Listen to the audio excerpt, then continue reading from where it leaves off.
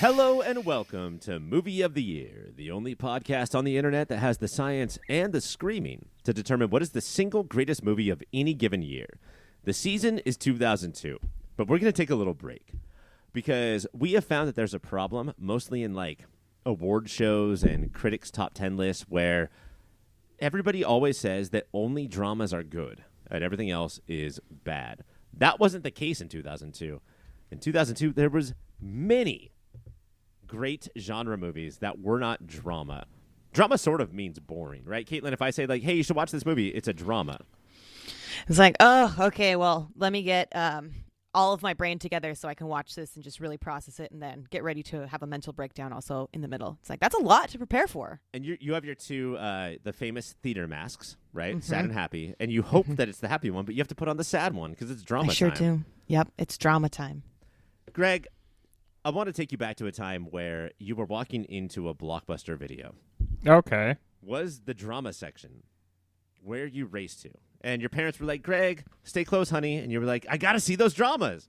No, I was straight to the action section. See if I could uncover a new action movie to watch. And then after that, it was comedy.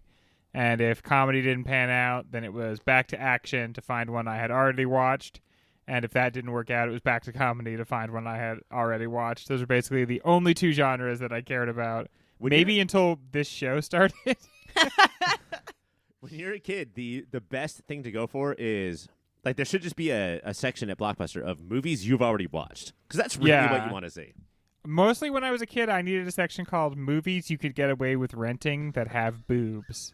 Because that was basically like, I was just looking for the PG-13 movies that would, for whatever reason, they were not R, but they had boobs in them. Did you also sort of know the cover boxes at the video store that kind of had boobs on them just on the poster? So you could sort of like swing on by them. Yeah. You know, maybe just like give them like a slow pass. I can't pick this up because then I'll get in trouble, but I'll look at it one more time. Yeah, but I could swing on by. Like, oh, I'm just cutting through here to get to the comedy section. Oh, just glance down here. Okay, interesting. Caitlin, do you currently go for the family section? Has that always been the case?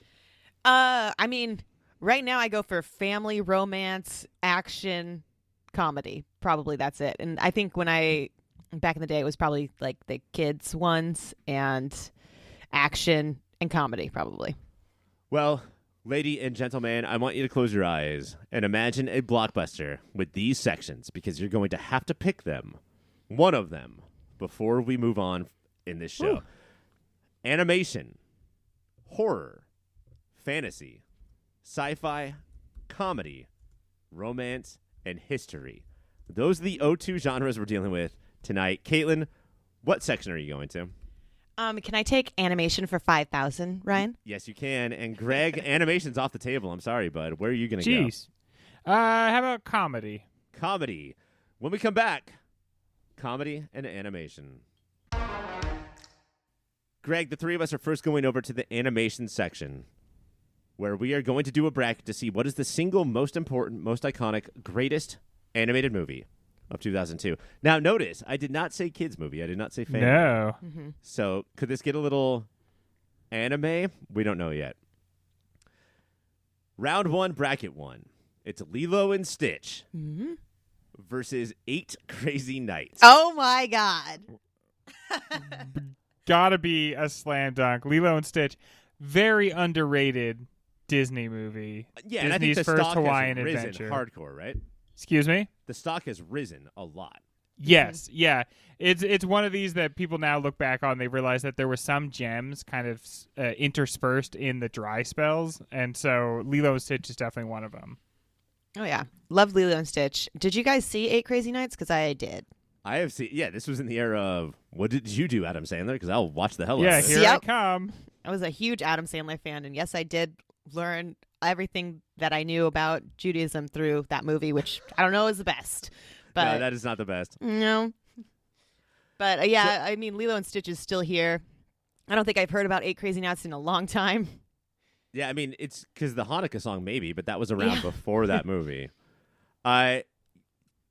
Battle 2 of round 1, we have Ice Age versus, this was a new thing back then. It became more popular as time went on. It's called Return to Neverland, and this was Disney pumping out straight-to-video sequels to their classic movies. Oh, yeah. They used to do this all the time. Aladdin, too. Like, they kind of most of the time pretend like they don't exist, but... Do you remember Lion King 1.5? That Yes. took place between 1 and 2? Do wow, I remember finally. that? Yes, I Fill do. in that pivotal bit of plot hole. Wow. Another Slammy D in my opinion. Because Ice Age, right? yeah, for Ice Age, even though it was a scary movie, it was good. Yeah. Johnny and Legs. getting Johnny it Legs, done. gotta get a vote for family, you know? Yeah. also, it was not a scary movie. Let's be clear on that. Round 1, Battle 3. We have a movie called Metropolis, which is not the 1920s movie, versus the number 3 seed, Treasure Planet, Oh. when Disney was really like, please forget about these movies. Okay. I loved Treasure Planet, and I feel like it's one of those that gets hated on so often, but I don't know, because I'm blinded because it came out when I was younger and I liked it, but I love Treasure Planet. I thought it was really well done, and I guess they invested a lot of money into it too, and I mean, for me, it was worth A it. lot of cool visuals. Yeah. Caitlin, are you one of those people that's like, Treasure Planet is flat? I'm a real flat Treasure Planeter. But do any of us even know anything about Metropolis? It must be from Japan? I'm looking it up right now, which is not good podcasting. I should have said, why don't you guys talk about it while I look it up? But no, I don't. Either one of these is going to get blasted out in the next Oh, one, it's from so. the same director as Akira, so I'm sure it's good, but I just we didn't even know it existed until 2 minutes ago. All right, Treasure Planet moves on. The final battle of the first round is a direct-to-video movie called Barbie's Rapunzel Okay, I remember this cover, Okay. and I remember seeing it at the stores. versus Spirit Stallion of the Cimarron. Caitlin, were you a horse girl? I was never a horse girl, but I did see Spirit, and it made me cry. Because any movie with an animal can make me cry. Sure, especially if you get shot right in the face. Yeah. Does he not make it through this movie? I don't think he does, honestly. I think Oh my god! I think he gets If got. you name your character Spirit, like that's I love the foreshadowing. animation style. Like they definitely, this looks like girls drawing horses in their notebooks when in the middle of class. Like it definitely, they really captured. The wind is always blowing. The manes are always flowing. The eyes are always glowing. It's what we call a Tina Belcher sex tape. I have to think And Stallion of the Cimarron, that's such a good name, I have Oh, to yeah. say. We want to call it Spirit. Let me finish. Stallion of the Cimarron. Thank God yeah. we let you finish. I almost threw you out of my office. Here's $300 million to make your dope ass horse movie. Actually, would I say- don't think he dies. I would say it's Oh, the wait, he best dies, he horse dies. movie since Blow. His name is Spirit. No need to watch that one. Spirit moves on. And now he comes against Stitch. Who is the more formidable of the two, do you think? Who's capable of more, Lilo or Stitch? Oh, Stitch. He's an alien. Yeah, you definitely. Stitch has got that that Addams Family energy where you never see him actually murk anybody, but you get the sense that he would eat a bad guy, and then later everyone would be like, "Where'd the bad guy go?" And he would be like, "I don't know." And then, But comically burp. yeah. and then a bone would pop out of his mouth, and everyone's like, "Ah, Stitch." Or that kind of thing where you're like, I don't know, and then he throws a ball over his shoulder and you hear a terrible car accident behind him. Well, it's both Lilo and Stitch. Luckily, they're paired together versus Spirit. Oh, Lilo and Stitch. Yeah, for sure. I feel like I know where this is going. And then it's Ice Age versus Treasure Planet, two of the most forgettable movies in the history of 2002. Treasure Planet for me. Yeah, I think I'm gonna go with that. It just looks so interesting. Johnny you Legs did not voice anyone on Treasure Planet. I know. I'm really kicking the family right now, but he didn't come to my wedding, so. I'm gonna check it out though, because it's Treasure Island in space. How could that miss? How could that miss? Greg, when you watch it, I really want to know your opinion. Yeah, I'm gonna text you. I would like to point out that none of the voice actors from Treasure Planet came to Caitlin's wedding either, so that feels like a fair call. But Treasure Planet moves on, and then we have Treasure and Planet versus Lilo and Stitch, 2 Disney movies, of course. Wow. I'm gonna go with Lilo and Stitch. Yeah, I mean that's a slammy D. Lilo Yeah. and Stitch.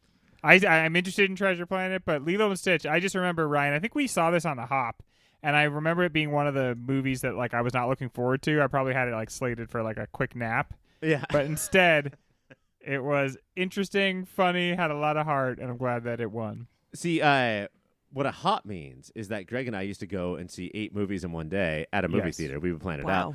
And Greg was, I'm going to choose this movie to nap all the way through. Yes. I would pick 10 minutes of every movie to nap through. And that's how we kept ourselves refreshed. Lilo and Stitch is the animated movie of 2002. And now we have to go to the dreaded, sticky, gross section called comedy. Uh-oh, gross.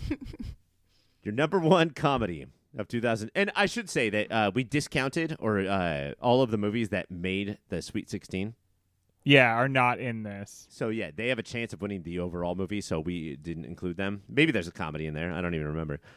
Your number 1 seed is Scooby-Doo. Oh, as it should be. Your number 8 seed is You Brought a Baby to a Bar? It's Sweet Home Alabama, starring Reese Witherspoon. Okay. Very good. So Scooby-Doo or... I have not seen either of these movies. What? Scooby-Doo seems to have a bigger cultural footprint. Greg, I watched Scooby-Doo 2 weeks ago, and that's not a lie. Hey, Greg, we recently on the show talked to you, or maybe this was in real life. I cannot tell the difference anymore. The surprise villain of Scooby-Doo. Do you remember who it is? Scrappy-Doo. It's Scrappy-Doo, right? Right? You ruined Yeah. it. And I got heated because I hate Scrappy-Doo because of our long-standing rivalry. You said, and I can't believe you said this, you said Scrappy-Doo, more like Crappy-Doo-Doo. I did say that, and my sister texted me, and she was like, I can't believe you said that on your show. I raised you better than that. Funny unknown thing about Sweet Home Alabama, the villain at the end is Scrappy-Doo. He was having a big year. He was really, like, embracing it. But, like, no, this is not Legally Blonde, right? Nobody talks about Sweet Home Alabama. We have to move on Scooby-Doo. I think so. Yeah. I mean, I think people our age, Ryan, remember that line, but that's it. And I don't think many other people remember any part of it. I say that line, You Brought a Baby to a Bar, every time I walk into a bar with my baby. I say it before they can say it. I look in the mirror and I say it to myself. Your number 2 seed is Jackass the movie. Your number 7 seed is starring the star of 8 Crazy Nights. It's Mr. Deeds. Oh, wow. Slam dunk. Jackass the movie, like among like all the other things you could say about it, that is the hardest you will laugh probably of any movie in 2002 by a million. But Caitlin, so Greg, you and I are like Billy Madison, Happy Gilmore fans. Yeah. Caitlin's like Mr. Deeds, Waterboy, Later Sandler. Big Daddy. Mhm. No, that's not later. That's like Yeah, early not Adam anymore. Sandler at this point. Yeah, not anymore. Yeah. I have to go with Mr. Deeds because I remember buying this DVD and watching this, No. and it was just watching him burn money. I was like, wow, this is so great. I love this. Generation 2 Sandler. Did they sell it as a DV Deeds? Is that what they called it? DV Deeds, yes. Mr. DV Deeds. Terrible argument, Caitlin. Jackass the movie moves on. Your number 3 seed is Bend It Like Beckham. Oh. Your number What a 6 fun seed. movie. Your number 6 seed is 2 Weeks Notice. Back when we would have rom-coms and we would pair, let's say, Hugh Grant and, I don't know, Sandra Bullock. And now they get a movie. We just used to make movies like that, guys. Where the That- whole thing was just put together to an actor and an actress that we like. What 2 actors have not starred yet together? Or what if they have starred together? Tom Hanks, Meg Ryan. Like, let's just do it again. Do a redo. But Bend It Like take another Beckham shot at rules. it. Yeah, did you guys see Bend It Like Beckham? Yes, Yeah, I did. that's like a film. That's like a movie. Really? It's like, yeah. Okay. I just thought I liked it because I played soccer at the time and they were playing soccer. I was like, this is cool. I will No, also it's say about that it's like actually about things and I know. interesting. I know. yeah, it is legit funny, and also I did not know what a Beckham was until this movie came out. Yeah, I honestly, until this movie came out, I did not know that when professional soccer players kick the ball, they could make it curve. Really, I did not know that. And now when you watch soccer, that's all they're doing all the time. But this was Keira Knightley, Yeah. This is a good movie. 2 weeks notice, get the fuck out of here. The final battle of the first round is Secretary with James Spader and Maggie Gyllenhaal versus About a Boy, which is another Hugh Grant movie where he sort of just has this kid in his life, and that kid grew up to be Nicholas Hoult, who is now a superstar. Wild. And he looks exactly the same because his cracked eyebrows are just like, eyebrows don't age. Secretary, I don't know, has a big contingent of like, this is a really famous, popular movie that should be seen more. I love About a Boy. For some reason, I thought Secretary was about a horse.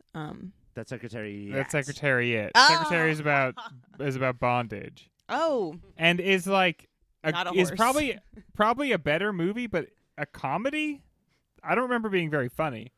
Right now, all Caitlin can think about is, what if Spirit met Secretariat? What would that be like? And they just ran Met- together through a field. Met Seabiscuit. Shit, are we talking about the Horse Avengers right now? Oh man. The 4 horsemen of the They apocalypse. come from different times. They come from different lands. But they join together to run in a field and stand on a hill while their manes blow in the breeze. I know, horses are so majestic until you're around one, and they're just farting, stinky shit makers. They're big too Yeah. and scary. Just like take a power piss right in front of you. It's just like sounds like a fucking hose. Just hits the ground with thunder and lightning. Yeah, dude, like honestly, the ground shakes. Yeah. Where are you gonna go, Greg? Oh, what are my choices again? Oh, I think I'm gonna go with About a Boy because it feels like Secretary. I feel like could win a different category, but it just doesn't really strike me as much of a comedy. Yeah, it's funny in that, like, haha, it's crazy that they're making this way. Yeah. About a Boy is legit funny, and also I think that it's an important movie for me because it's another movie based on a Nick Hornby book, and I feel so bad about liking High Fidelity that I need to like a different movie just to balance that out.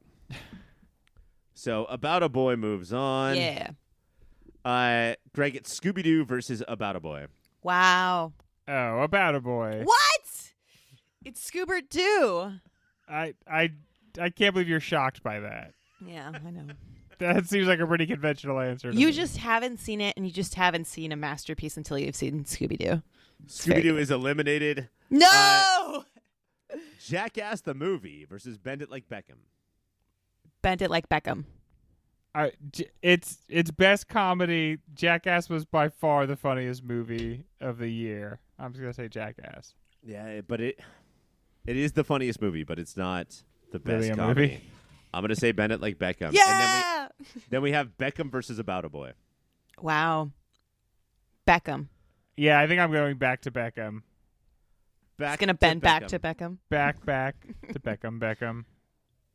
Your comedy of 2005 is Bend It Like Beckham. Your animation of 2002, I'm sorry, not 2005, 2002 is Lilo and Stitch. Can we let me ask you guys a couple more questions. Does The Ring feel like the horror movie of 2002? Yes. Oh my Yeah. gosh, yes. Yeah, Mhm. like first blush. Not that we're the horror experts, but at first blush, that sounds totally right. Yep. Does Chamber of Secrets feel like the fantasy movie? And I want you to keep in mind that Two Towers is not eligible. Yeah, because Oh. like, what else is even it doesn't seem like there's a lot of other choices with Two Tower being out. Yeah. What is the sci-fi movie of 2002? Is it Attack of the Clones, which Greg has for 20 years now claimed that Star Wars is not sci-fi, it's like space opera action movie. Yes. Is it Attack of the Clones or is it Signs? Ooh. I would say Attack of the Clones, but that's because I love Star Wars. See, I think this is the perfect example. Like, I really think Signs is more of a sci-fi movie than Attack of the Clones is. Yeah. I don't think I've I ever sort- seen Signs, so that's also on me. I sort of It's agree. got aliens in it. That's what yeah. That's sci-fi. And then romance is My Big Fat Greek Wedding, the Ugh. romance of the year. Yes. Oh gosh, yes. Or the only other one I could think is Monsoon Wedding. Monsoon Wedding? this movie is like one where I can like imagine bouncing my grandkid on my knee and saying like, you don't know how big of a movie My Big Fat Greek Wedding was. Like everyone went and saw it and talked about it. In real life, he's a tiny bald guy, and they got divorced 15 years later. I wonder how it did in our big bracket, Greg. Did My Big Fat Greek Wedding come close to making the Sweet 16? Yeah, I think it made it to the round of 32. It's such an important O2 movie that is also, at the same time, an average plus movie. Yeah, I feel like it's one of those that got a tough matchup in the round of 32, and that's why it didn't make it through. Congratulations to all the winners and losers. I congratulate them all. I'm like Donald Trump, you know. The haters. Yeah, all the haters. They get a happy St. Patrick's Day or whatever the fuck you said. That's me. I'm Ryan. For Caitlin. For Greg. Please keep watching this movie.